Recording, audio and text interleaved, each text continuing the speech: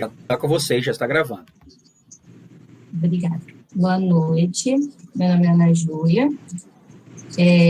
O nosso grupo sou eu, a Patrícia, a Priscila e a Vitória. O tema do nosso trabalho é o negacionismo no período pandêmico. Não é muito diferente do que foi estudado, a gente ficou até meio assim, porque acho que todo mundo seguiu um pouquinho na mesma linha. Mas, enfim, vamos falar sobre o desenvolvimento do nosso trabalho. Eu vou falar sobre a introdução, como a gente começou o trabalho. Quando a gente começou a pensar sobre esse tema, sobre o tema do negacionismo, que a gente focou muito nesse tema no nosso trabalho, a gente fez uma alusão, a gente fez um apanhado histórico e fizemos uma comparação de comportamento do governo e da sociedade, com a revolta da vacina, em 1904. Aí o que a gente fez? A gente fez uma comparação de como o governo e a sociedade daquela época lidou com a revolta da vacina, com a questão de saúde pública igual a gente vive hoje. E como hoje, no século XXI, no ano 2020/2021, que é o ano que a gente está vendo a pandemia, como que a sociedade e o governo, quando eu falo governo federal mesmo, lidou e está se comportando com a pandemia, né? Então, a gente fez essa comparação de comportamento da época da revolta da vacina, e da pandemia que a gente está vendo hoje, né? A gente fez esse apanhado histórico no começo, na introdução. Depois, a gente baseou todo o nosso trabalho sobre a questão do mito da caverna, né? Sobre a questão do negacionismo que o governo federal barra o nosso presidente negou primeiro a gravidade do vírus, né? Depois ele enfatizou informações falsas, que são as fake news, né, que a gente tem hoje, e com isso, com todo esse aglomerado de coisas ruins, falando no palavrear informal, que ele fez, ele causou comportamento nas pessoas, né, refletiu na sociedade um comportamento ruim, que é não respeitar a quarentena, o não uso de máscara, né, todo esse apanhado de coisas que as pessoas não fizeram, a não acreditar no vírus, que ele propagou isso, falando que era só uma gripezinha e tudo mais. Então, assim, a gente baseou o nosso trabalho em si na consequência do que foi o negacionismo do governo, entendeu? Como que o governo negou todo o problema, e aí as pessoas isso refletiu diretamente no comportamento das pessoas. E a gente baseou o nosso trabalho nisso, e levamos como base, né, uma base filosófica, o mito da caverna, que a ciência vem como uma luz, né? Apesar de o vírus ser desconhecido, ter que estudar muito, entender como funciona, como que vai acontecer, como que ele está evoluindo, mas mesmo assim a ciência é uma luz. E aí a ciência vem com uma luz para a sociedade, e o governo, ele fica como aqueles homens que ficaram lá dentro, que não quiseram sair, né, para ver o que tinha fora. E a ciência vem com essa luz e o governo fica lá dentro da caverna e não querendo ver as coisas certas que têm que ser vistas para que ocorra menos mortes, né? Porque a luta é contra a morte, infelizmente. E a gente baseou o nosso trabalho nisso, na questão do negacionismo. Aí a gente pegou no começo do trabalho, na introdução, a gente fez esse apanhado histórico, fazendo a comparação do comportamento do governo e da sociedade e na revolução da vacina, comparando com hoje, como que a sociedade e o governo se posicionou. E baseamos no mito da caverna. Então, esse foi o início do nosso trabalho. Agora a Priscila vai falar um pouco do desenvolvimento do trabalho e logo vai concluir também. Pode falar, Pri. Boa noite. Bom, a origem do nome, ela é francesa, né? O negacionismo, ele é definido, como a Ana Carla, ela explicou muito bem, pela rejeição de conceitos incontestáveis, né? De ações, no caso, irracionais. Segundo Sampaio, o Estado, ele transformou o negacionismo numa personalidade, né? A partir do ato de estimular o negacionismo na sociedade, ele fez crescer essa personalidade, né, em proporções que dividem realmente o nosso país, né, opiniões e sem fundamentos. O negacionismo, o que ele gera? Negligência, né, no combate à pandemia, negação dos efeitos da vacina, né, as fake news. Então, assim, é um tsunami de desinformação que acaba gerando outras desinformações, gerando outros negacionistas, né, e um efeito em cadeia, onde essas consequências, elas acabam afetando todos os participantes, todos os personagens, né, todas as áreas da sociedade.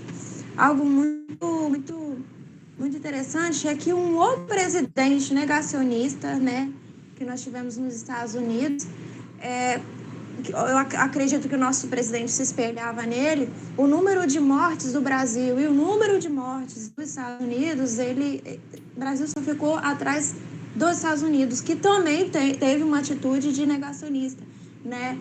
Associando o vírus como uma gripe, como algo assim facilmente superado.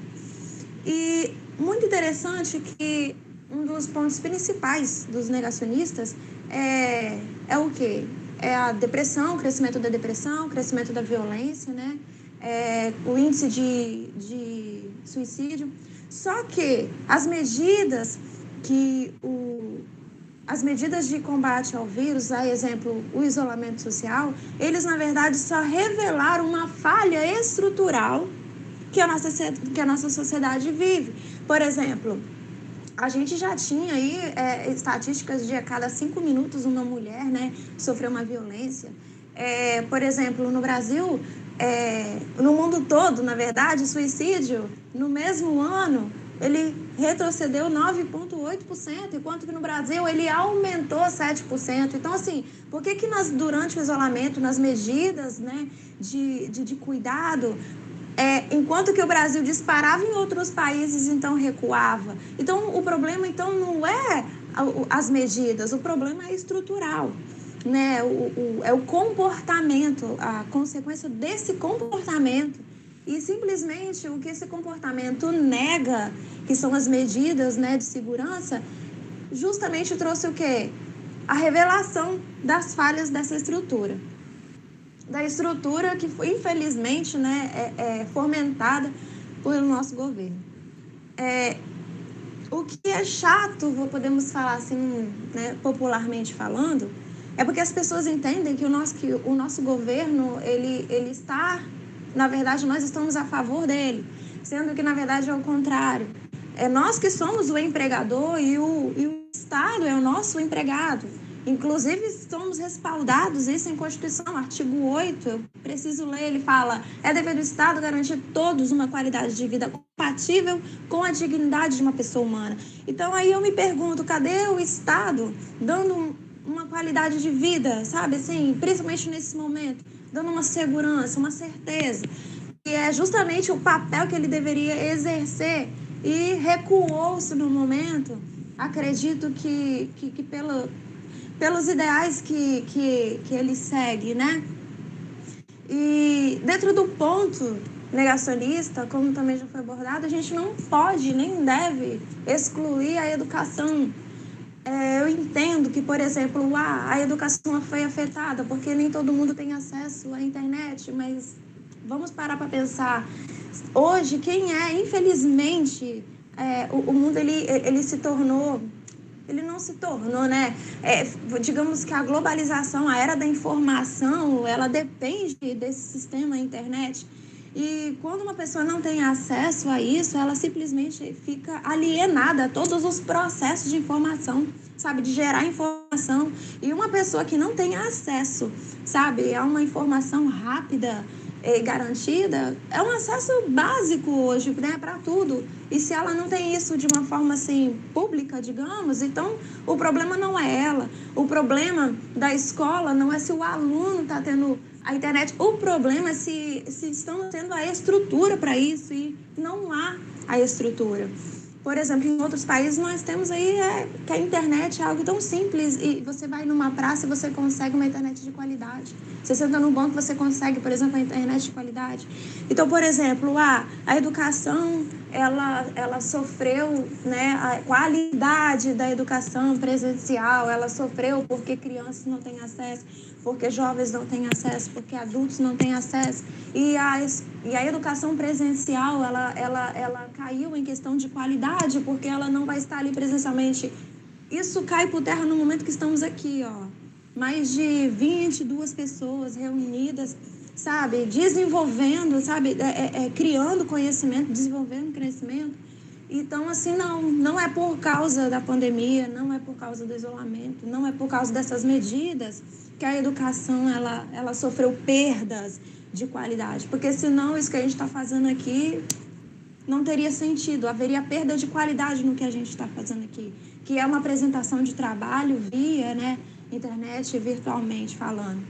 Então, para concluir o nosso trabalho, que a gente tenha ciência de que o que está acontecendo, a realidade que nós estamos vivendo, uma média móvel aí que infelizmente bateu o recorde de 4.200 pessoas mortas, são falhas estruturais e não falhas de uma necessidade de né, medidas de segurança, não. Essas medidas só trouxe à luz a revelação essas falhas estruturais.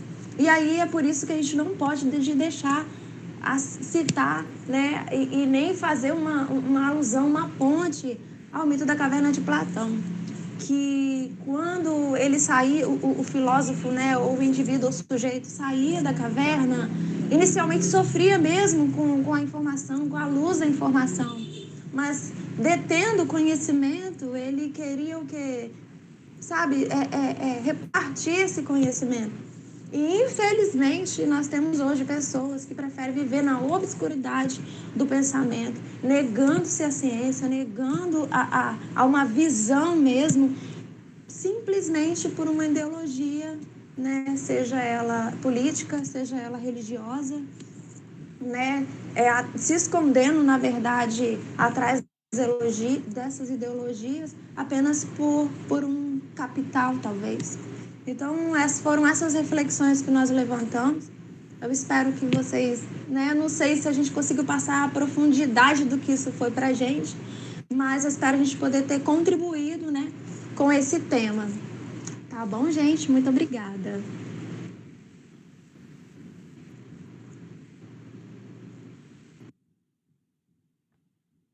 Ana Júlia, seu áudio está desligado, Ana Júlia.